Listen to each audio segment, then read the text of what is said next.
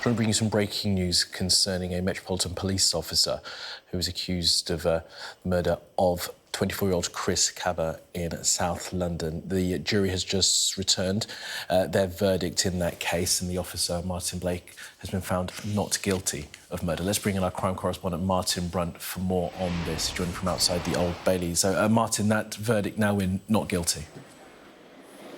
Yes, there was only one charge that Martyn Blake faced, the murder of Chris Kaba. He had denied it, and over the past 3 weeks, the jury have heard details of that shooting. The 5th of September, 2 years ago, Chris Kaba was driving just before 10 o'clock on a September night through South London. He was driving a car that police said had been connected with a shooting the night before. So over a period of about 15 minutes, the car was spotted. It was followed by a convoy of up to 6 cars, and when it took a side turning where another police car was waiting, police decided to stop the car, and the plan was to extract Chris Kaba and question him. He was boxed in by those various police cars. He moved forward, he crashed into one car in front of him, he then reversed into a police car behind him.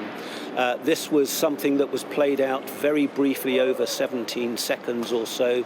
The jury was shown lots of video from body-worn camera and dash cam footage from the police car, and at the end of that second manoeuvre, the car moving back into the police car, Martyn Blake, the firearms officer who'd run round to the front of Chris Kaba's car, opened fire, shot Chris Kaba once through the windscreen.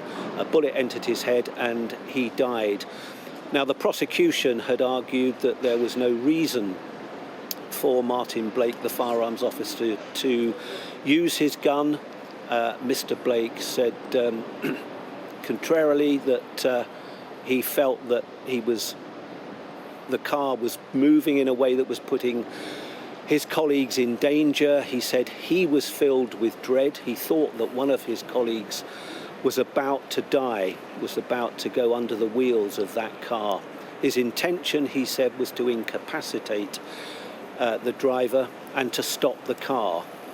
The prosecutor had said that the jury might want to consider that the officer had become frustrated, angry and annoyed that Mr. Kaba, during those 17 seconds of confrontation, had refused to obey police shouts to stop and to raise his hands. Mr. Blake, when he gave his evidence, said very firmly that he hadn't been any of those things, angry, annoyed or frustrated. He simply wanted to stop a vehicle that he said was being used to escape from the boxing in by the police cars, and he thought that one of his colleagues was about to get killed. Now, the jury only went out just before lunch today, so they've taken barely more than 3 hours to come to that verdict. Chris Kaba's parents have sat throughout this trial. His father particularly, I think, has sat through every day.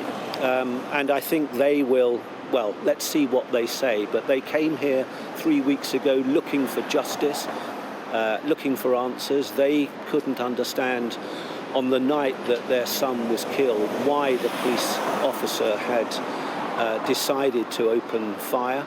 They felt that there was no need to do that.